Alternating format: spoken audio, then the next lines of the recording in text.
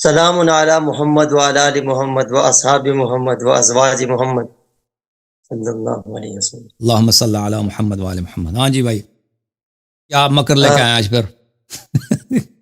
سوچ کے آئے کوئی مکر بنا کے لمبی چوڑی سی؟ وہ سامنے آ جاؤ نا، کیمرے کے سامنے آ جاؤ نا، کیمرے کے سامنے آؤ۔ ہاں، موبائل کی چارجنگ تھوڑی کم ہوگی، کافی دیر سے انتظار کر رہے ہیں۔ چارج شروع سے آپ کا کم ہے، چارج پیچھے سے آپ کا کم ہے جی۔ اچھا جی، دو آیتوں پہ گفتگو کرنی ہے۔ ایک تو آیت تطہیر آپ نے لاسٹ میں پڑھی تھی، اور نمبر دو سورہ توبہ کی نمبر آیت 40 ہے، جس پہ آپ پہلے گفتگو فرما رہے تھے، اس پہ چارج آپ کا کم ہے نا، تو ایک انتخاب کرو نا بھائی، اس میں کیا چارج ہے نہیں کہتے ہو ابھی سے؟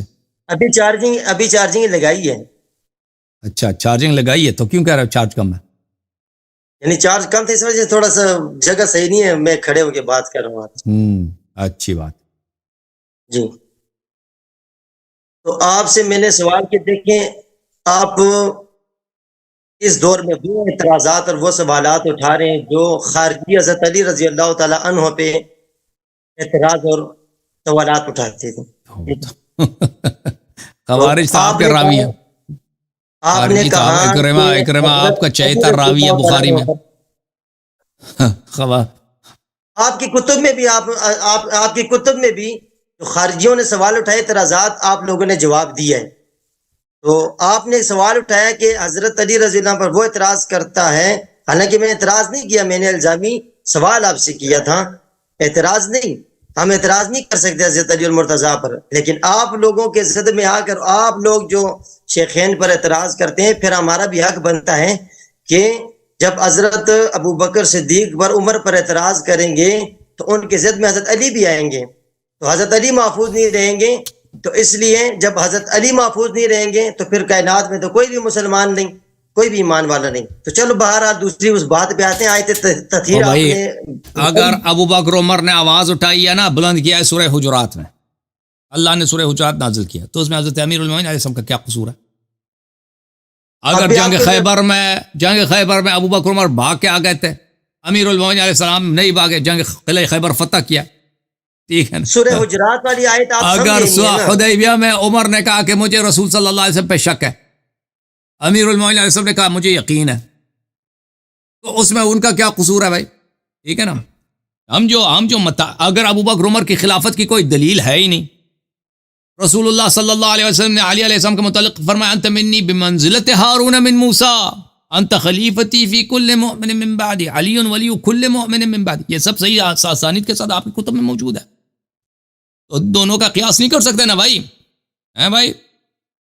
دیکھیں آپ نے ابھی تیسری آیت بھی چھیڑ دی نا، تو دیکھیں اس آیت جو سورہ حجرات والی آیت ہے وہ آپ سمجھے نہیں، تو آپ تو پھر وہاں پہ ہیں کہ اگر آپ آواز بلند کرے رسول اللہ صلی اللہ علیہ وسلم کہ آواز سے اپنی آواز بلند کرے، اونچی آواز نہ کریں، تو یہ تو ان کو حکم آ گیا۔ دیکھیں جس طرح تمام انبیاء کرام کا اللہ نے ذکر کیا، 18 پیغمبروں کا، 18 نبیوں کا اللہ نے ذکر کیا، حالانکہ انہوں نے شرک کیا تو نہیں تھا نا، شرک کریں گے تو آپ کے اعمال ضائع ہو جائیں گے، شرک انبیاء نے تو نہیں کیا تھا، جو شرک کیا حد دیں گے کہ انبیاء نے شرک کر لیا۔ جنہوں نے آواز بلند کی ہے ان کے اللہ نے کہہ دیا کہ ان کے میں حبس کروں گا نا، ابو بکر عمر نے آواز بلند کیا تھا نا، اگر انبیاء بھی شرک کرتے ہیں نا، انبیاء تو معصوم ہے، انبیاء تو شرک نہیں کرتے نا۔ اعمال حبس کیا تو نہیں نا، حکم یہ ہے کہ جنہوں نے آواز بلند کی ان کے اعمال حبس کروں گا، آئندہ آواز نہیں بلند کرنی، مومنوں کو یہ حکم آیا۔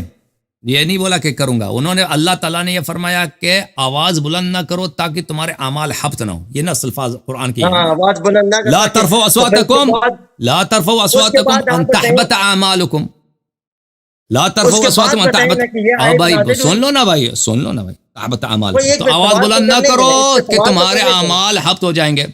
اس کا پتہ چلا کہ جس نے آواز بلند کی ہے اس کے اعمال حبط ہو گئے نا؟ نہیں یہ نہیں پتہ چل، دیکھیں آپ مطلب غلط پتہ چل جاتا۔ ابو بکر، آپ مجھے بتائیں، یہ سنہ 9 ہجری کا واقعہ ہے نا، وہ وفود سنہ 9 ہجری کا واقعہ ہے، رسول صلی اللہ علیہ وسلم کے وفات سے کچھ پہلے کا واقعہ ہے، ٹھیک ہے کہ نہیں؟ ہے کہ نہیں بھائی؟ ابھی دیکھیں سنہ 9 ہجری کو ان کو نہیں پتا تھا رسول پاک صلی اللہ علیہ وسلم کی حرمت ہے، احترامی نہیں کرنی، گستاخی حرام ہے، ان کو ابو بکر عمر کو نہیں پتا تھا، ہمارے نزدیک تو ابو بکر عمر نہیں تھے، ایک اور صحابی تھے، ان کی آواز قدرتی اونچی تھی۔ اچھا یہ بخاری نے پھر جھوٹ لکھا ہے؟ بخاری میں کوئی ساری باتیں تو صحیح نہیں ہے کہ بخاری نے جھوٹ لکھا۔ اچھا بخاری میں جھوٹی حدیث ہیں، آپ کا موقف یہ ہے؟ جھوٹی حدیث نہیں، جھوٹی حدیث بات نہیں کر رہا ہوں، آپ جو کہہ رہے ہو بخاری میں جو کہ لکھا ابو ہے، بکر عمر ہیں، بخاری اور مسلم میں ہم دونوں میں جو لکھا ہے، وہ دیکھیں کہ یہ ثابت ہے ان کی جو آواز۔ آیات نازل ہوئی ہیں ابو بکر عمر نے آواز بلند کی ہے تو نازل ہوئی ہے نا۔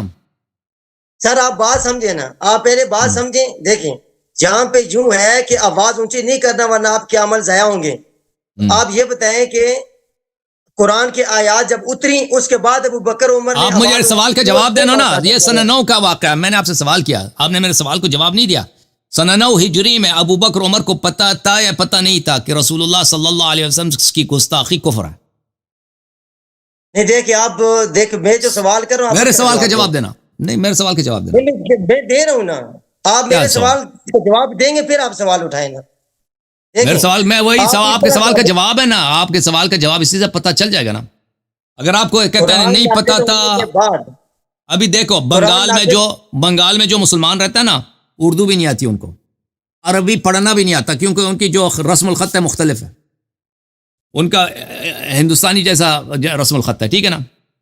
وہ ادھر کسی بنگال کے جنگل میں رہتے ہیں مسلمان ہیں، لیکن ان کو پتہ ہے کہ رسول اللہ صلی اللہ علیہ وسلم کی گستاخی نہیں کر سکتے، ان کا ادب جتنا کریں گے کم ہے، ان کو یہ پتہ ہے، نہ لکھنا آتا ہے، نہ پڑھنا آتا ہے، نہ قرآن پڑھنا آتا ہے، اور وہ جنگلوں میں رہتے ہیں، ٹھیک ہے ان کو، لیکن یہ اتنا پتہ ہے کیونکہ جس نبی کا ہم نے کلمہ پڑھ لیا، اس کے ادب، اس کا احترام کرنا، یہ تو ہر چیز سے زیادہ اہم ہے۔ تو آپ سے سوال ایک مرتبہ پھر یہ ہے کہ سنہ 9 ہجری کو ابو بکر عمر کو پتہ تھا کہ رسول پاک، تو بس سوال کا جواب آپ کا یہ ہے۔ اچھا تو پھر اس سوال کا جواب یہ ہے میرے بھائی، سن لو اچھی طرح، ابو بکر عمر کو پتہ ہے، سن لو ابو بکر عمر کو پتہ، سنیں پھر جواب دے دیں، دیکھیں سوال کہتے ہیں کہ اس کے بعد ان کو ہوا ہی نہیں ہوا نا، وہ یہ کہہ رہا ہے نا، سن لو نا بھائی۔ میں یہ کہہ رہا ہوں کہ یہ قرآن کا حکم نازل ہوا اور اس کے بعد ابو بکر عمر نے آواز بھائی سن لو نا بھائی، سن لو پھر، ٹھیک ہے نا۔ پھر سنہ 9 ہجری کو ابو بکر عمر کو پتہ ہے، یہ کیونکہ یہ بدیہی بات ہے، جیسے آپ کو پتہ ہے کہ یہ سورج ہے، ابو بکر عمر کو ضرور پتہ ہے کہ رسول پاک صلی اللہ علیہ وسلم کا احترام واجب ہے۔ یہ کیسے مسلمان ہے کہ پیغمبر کے کچھ مہینے وفات سے کچھ مہینے ان کو پتہ ہی نہیں ہے کہ پیغمبر کا احترام بھی ہوتا ہے، ان کی عزت بھی کرنی ہوتی ہے۔ یہ تو آپ نے اعتراف نہیں کیا، لیکن لوگوں کو پتہ ہے کہ رسول صلی اللہ علیہ وسلم کا احترام واجب ہے۔ اس سے پہلے بھی آیت نازل ہے نا، وَتُوَقِّرُوهُ وَتُعَزِّرُوهُ وَتُسَبِّحُوهُ بُكْرَةً وَأَصِيلًا، کہ رسول اللہ صلی اللہ علیہ وسلم کی توقیر اور تعظیم جو ہے یہ واجب ہے، ان کی تعظیم کرنا واجب ہے۔ اور پہلی بات یہ پتہ تھا ان کو، دوسری بات یہ ان کو پتہ تھا کہ کسی بزرگ شخص کے سامنے جھگڑا کرنا، بلند آواز میں بات کرنا، یہ بے ادبی ہے، یہ بھی بدیہی ہے۔ یہ نہیں کہنا کہ ان کو پتہ نہیں تھا جی۔ ابھی آپ کے پاکستان میں جو لوگ ابھی کبھی قرآن نہیں پڑھتے، کبھی سنت نہیں پڑھتے، اگر ان کی ملاقات ہو جائے کسی گورنر سے، ٹھیک ہے نا، گاؤں کے لوگ یا کسی سینیٹر سے، اس کے سامنے آواز بلند کریں، نہیں، وہ بالکل وہ جنگلی دیہاتی لوگ ہیں، بالکل بیچارے ان پڑھ لوگ ہیں، لیکن اگر کسی سینیٹر کو دیکھیں، کسی گورنر کو دیکھیں، کسی وزیر اعلیٰ کو دیکھیں، چیف منسٹر کو دیکھیں، اس کے سامنے آواز دھیمی، اس کے سامنے جھگڑا نہیں کریں گے ایک دوسرے سے، کیونکہ یہ پتہ یہ بدیہی چیز ہے، انسان کی فطرت میں ہے۔ تو ابو بکر عمر کو آپ یہ نہیں کہہ سکتے ان کو پتہ نہیں تھا، آیت کے بعد انہوں نے آواز بلند نہیں کیا، آیت سے پہلے بھی ان کو پتہ تھا، دونوں چیزیں پتہ ہیں اس کو، کہ رسول صلی اللہ علیہ وسلم کی عزت کرنا، رسول صلی اللہ علیہ وسلم کے سامنے آواز بلند کرنا بے ادبی ہے، اس کے باوجود انہوں نے آواز بلند کیا، تو پتہ چلا کہ پیغمبر کو پیغمبر نہیں مانتے نا۔ اگر یہ رسول صلی اللہ علیہ وسلم کو نبی مانتے تو عزت ضرور کرتے، نبی کی عزت وہ نہیں کرتا جو نبی کو نبی نہیں مانتا، اگر مانتے تو خود بخود تواضع کرتے۔ تو اسی لیے اللہ تعالیٰ نے فرمایا کہ کفر کی نشانی کیا ہے، کفر کیا، حبط عمل ہے۔ انہوں نے جو آواز بلند کرے گا اس کے عمل حبط ہو، انہوں نے آواز بلند کیا تو عمل حبط ہو گیا، بھائی عمل حبط ہو گیا، ٹھیک ہے، ختم بات۔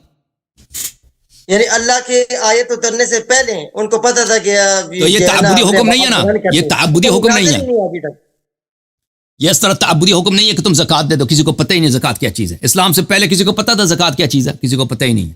اسلام سے پہلے پتہ ہے کہ نماز ہر رکوع میں ہر رکعت میں 2 سجدے ہوتے ہیں، کسی کو پتہ ہی نہیں ہے۔ نبی صلی اللہ علیہ وسلم نماز سکھائیں گے تو لوگ نماز پڑھیں گے نا، یہ تو پتہ ہی نہیں ہے لوگوں کو۔ نبی صلی اللہ علیہ وسلم وضو سکھائیں گے تو لوگوں کو پتہ ہوگا نا کہ وضو کرنی ہے، یہ چیزیں تو لوگوں کو پتہ نہیں، لیکن بعض چیزیں پتہ ہیں۔ نبی صلی اللہ علیہ وسلم کی عزت کرنی ہے، بے عزتی ان کا نہیں، جائز نہیں، یہ سب لوگوں کو پتہ ہے۔ بنگال کے جنگل میں جو لوگ قرآن نہیں پڑھتے نا، حدیث نہیں پڑھتے، ان کو پتہ، سن لو ان کو پتہ ہے. پھر یہ بھی پتہ ہے کہ کسی بزرگ کے سامنے آواز کرنا بے عزتی ہے، بے احترامی ہے، یہ بھی پتہ ہے. تو یہ اب یہ جہل کا آپ عذر نہیں لا سکتے یہاں پر. ٹھیک ہے. جو 18 پیغمبر کا تذکرہ اللہ نے کیا، تو کیا نبیوں کو پتہ تھا کہ یہ شرک ہے، ہم شرک کریں گے تو اعمال ہمارے حبط ہو جائیں گے؟ بالکل قرآن کی بالکل آیت پتہ سے ہے، پہلے، حکم سے پہلے نبیوں کو بالکل پتہ تھا. بالکل بالکل بالکل پتہ، بالکل پتہ ہے. نبی صلی اللہ علیہ وسلم کبھی کافر ہوتا ہی نہیں ہے. اس طرح نہیں ہے کہ رسول اللہ تعالیٰ اللہ نے کسی نبی کو، بھائی اللہ تعالیٰ ایسے لوگوں کو نبی نہیں بناتا جن کو توحید کا پتہ ہی نہیں ہے نا. کافر کو اللہ نے پکڑ لیا، اس کو توحید کا پتہ ہی نہیں ہے کہ بھائی شرک کا گناہ ہے، اللہ نے اس کو نبی بنا دیا. اب اس کو سکھانا پڑتا ہے، پہلے نبی بناؤ، پہلے نبی بناؤ، پھر اس کو توحید سکھا دو کہ بھائی اللہ ایک ہے. یہ تو تمہارے میں ہے نا پٹھان صاحب.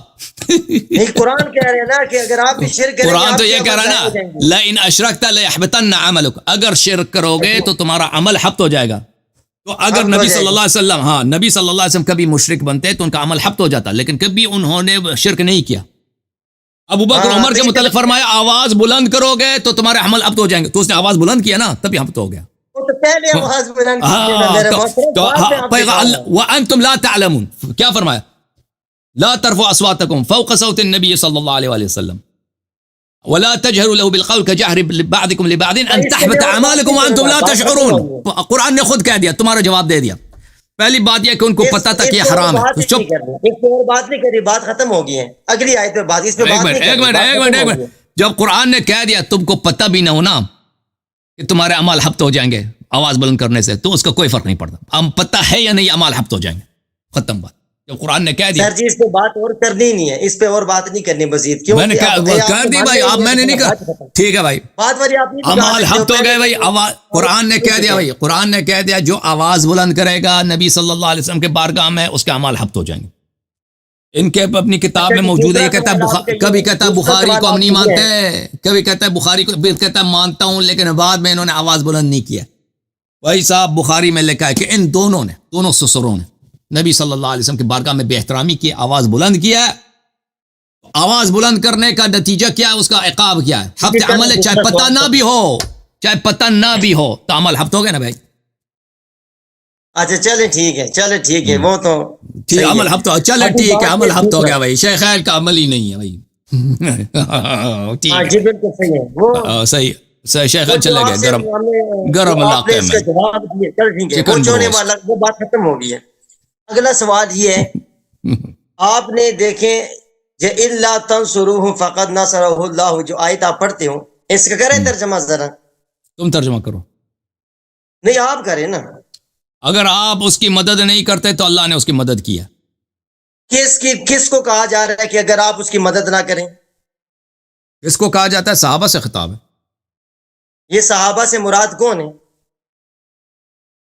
صحابہ سے مراد کون؟ وہی جو جنہوں نے شہادتین پڑھی ہے، جنہوں نے شہادتین پڑھی ہے. ٹھیک ہے، کہتے ہیں مسلمان ہو گئے. مخاطب کون ہے وہ لوگ؟ آپ کیا سمجھتے ہیں؟ صحابہ جو مدینے والے تھے، جو غزوہ تبوک میں رسول پاک صلی اللہ علیہ وسلم کی نافرمانی کر رہے تھے. کہتے ہیں ہم نہیں جائیں گے جنگ کے لیے، جانا ہی نہیں ہم نے، آپ چلے جائیں، موسم گرم ہے، ہم نہیں جا سکتے، آپ چلے جائیں، خود چلے جائیں. دیکھیں یہاں پہ کہتے ہیں ہماری کیوں ڈسٹرب کر رہے ہو ہمیں وہ اتنی دور، آپ چلے جانا، آپ لڑے ادھر، ہم نے کہاں جانا ہے تبوک. اب صحیح ہے. دیکھیں آپ نے کہا، دیکھیں اللہ نے کہا کہ اگر آپ میرے نبی کی مدد نہیں کریں گے تو اس دن کو یاد کر لیں جب لوگ اسے مکہ سے نکال رہے تھے کافر، تو میں نے ان کی مدد کی، اور دو تھے، دو میں سے ایک جو ہے نا وہ فکر کر رہا تھا کہ لا تحزن، اور حزن آتا ہے دوسرے کے بارے، حزن غم کے بارے میں نہیں. ایک منٹ صبر کریں. حزن تو اللہ نے ابو بکر بھی ساتھ تھا، مسلمان تھا، تو ابو بکر کی نصرت نہیں کی نا. دیکھیں نا، حزن وہ نہیں ہوتا ہے کہ موت کے بعد بندہ غم کرے، نہیں، حزن آتا ہے دوسرے کا فکر کرنا. تو ابو بکر کو رسول اللہ کی فکر تھی، ساتھ جو ساتھی تھا اس کو فکر رسول اللہ کی تھا. بات سمجھے، اس کی مثال دیتا ہوں آپ کو، آپ مثال سمجھے. ابھی حضرت موسیٰ علیہ السلام کا واقعہ قرآن میں موجود ہے. جب دریا کے کنارے پہنچے، اس کے ساتھی کہنے لگے کہ ہم پھنس گیا، آج ہماری خیر نہیں. ان کو اپنی فکر پڑی، موسیٰ علیہ السلام کی نہیں. اب دیکھیں سوال میرے یہ ہے کہ موسیٰ علیہ السلام کے جو ساتھی تھے وہ منافق تھے، مومن تھے یا کافر تھے؟ ان کے ساتھ مدد آئی اور فکر ان کو اپنی پڑی، موسیٰ علیہ السلام کی نہیں۔ اور یہاں پہ جو ساتھی ہے ابو بکر صدیق کے، آپ خود مانتے ہیں کہ وہ ساتھی ہیں، تو یہاں پہ آیا جی کہ آیت تو پڑھو نا، موسیٰ علیہ السلام والی آیت پڑھو نا۔ اور ان اللہ معنا، اب یہاں پہ دیکھیں، یہاں پہ آتا ہے جی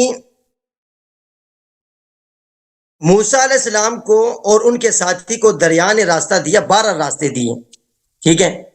یہاں پہ رسول اللہ صلی اللہ علیہ وسلم کی بھائی اللہ نے صاحب مدد آپ فرمائی۔ بالکل کنفیوز ہو، آپ کنفیوز ہو، اس کا کس سے کیا تعلق ہے؟ کنفیوز نہیں، بات پوری سمجھیں، کنفیوز نہیں، آپ کو مثال سے سمجھا رہا ہوں۔ جو موسیٰ علیہ السلام کے ساتھی تھے مومن تھے یا کافر تھے؟ یہ سوال کا جواب دیں مجھے۔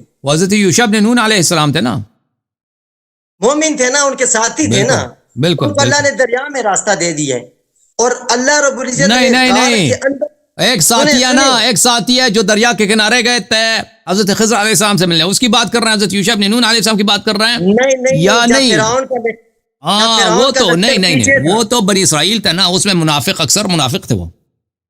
اچھا تو منافق سنیں، ابھی آپ نے کہا یعنی موسیٰ علیہ السلام کے جو ساتھی تھے منافق تھے، اکثریت منافقین کی تھی۔ چلو جی یہ نئی بات آ گئی ہے، چلو نئی زبردست ہو بات آ گئی۔ گئی، سب جو ہے نا، سب نے کہاں پہ بچڑے کی عبادت کیا ہے۔ کون سی آیت میں جو منافق ہیں وہ آیت پڑھے ذرا، کس آیت میں ہے؟ جب انہوں نے بچڑے کی عبادت کی یا وہ منافق نہیں تھے؟ نہیں جو موسیٰ علیہ السلام کے ساتھ تھے وہ ان کی ذکر کرے نا، جن کو وہی دریا وہ نے کون، راستہ کس نے دیا۔ بچڑے کی عبادت کی؟ بیوقوف عجیب جاہل آدمی ہے، داڑھی کس لیے رکھی تو نے؟ نہیں، موسیٰ کے صحابہ ہی نے بچڑے کی عبادت کی ہے، سامری موسیٰ علیہ السلام کے صحابہ تھا، لشکر تو بعد میں تھا، وہ پہلے لشکر بعد میں تھا۔ کس کا لشکر؟ موسیٰ علیہ السلام کے پاس کہاں لشکر تھا؟ وہ بنی اسرائیلی تھے جنہوں نے بچڑے کی عبادت کی ہے۔ اچھا میں جو اس پہ آپ کو اپنا استدلال پیش کر رہا ہوں وہ سمجھے بھی، جہاں پہ وہاں پہ مدد ہوئی نا، سنیں نا، وہاں پہ مدد ہوئی منافقین کے ساتھ ہوں، دریا نے راستہ دیا۔ مدد کیا ہوئی بھائی کہ حضرت موسیٰ علیہ السلام نے بنی اسرائیل کو فرعون سے نجات دلا رہے تھے نا، تو انہوں نے کہا، انہوں نے راستہ کھول دیا ان کے لیے دریا میں۔ وہ بنی اسرائیل نے کہا کہ ہم ایک راستے میں نہیں جائیں، ہمارے 12 قبائل ہیں، ہم ایک دوسرے کے راستے میں نہیں جائیں گے۔ تو موسیٰ علیہ السلام نے ان کے لیے 12 راستے بنا دیے بحر میں، سمندر میں، تو اس سے نکل گئے۔ تو یہ بنی اسرائیل کا، یہ موسیٰ علیہ السلام کی جو ہے نا، موسیٰ علیہ السلام کا اعجاز تھا، کرامت تھا وہاں پر، ان کو نجات دلائے فرعون سے۔ فرعون پیچھے سے آ رہا تھا ان کو مارنے کے لیے۔ مدد تو اللہ کے اختیار میں ہے نا، اللہ نے مدد نصرت فرمائی، 12 راستے بنا دیے۔ اب بات سمجھیں، اب یہاں پہ ہے ایک صدیق، ابو بکر صدیق ہے، اور یہاں پہ مدد صدیق کہاں صدیق ہے؟ وہ صدیق نہیں ہے، ایسے صدیق سمجھے نا، ابھی زبردستی صدیق ہے، بات نہیں سمجھے، صدیق نہیں ہے۔ میں ثابت کروں بخاری سے ثابت کروں کہ صدیق نہیں ہے۔ سر جی مجھے بات پوری کرنے دیں، آپ دیکھیں بات کرو، صدیق ایسے ہی صدیق بن گیا۔ یہاں پہ دیکھیں مدد، اگر آپ کے بقول کافر کے ساتھ منافق کے ساتھ مدد ہوئی، دریا نے راستہ دے دیا، ہم تو ان کو مومن مانتے ہیں، پتہ نہیں آپ نے آج منافق کا کہہ دیا، ٹھیک ہے جی۔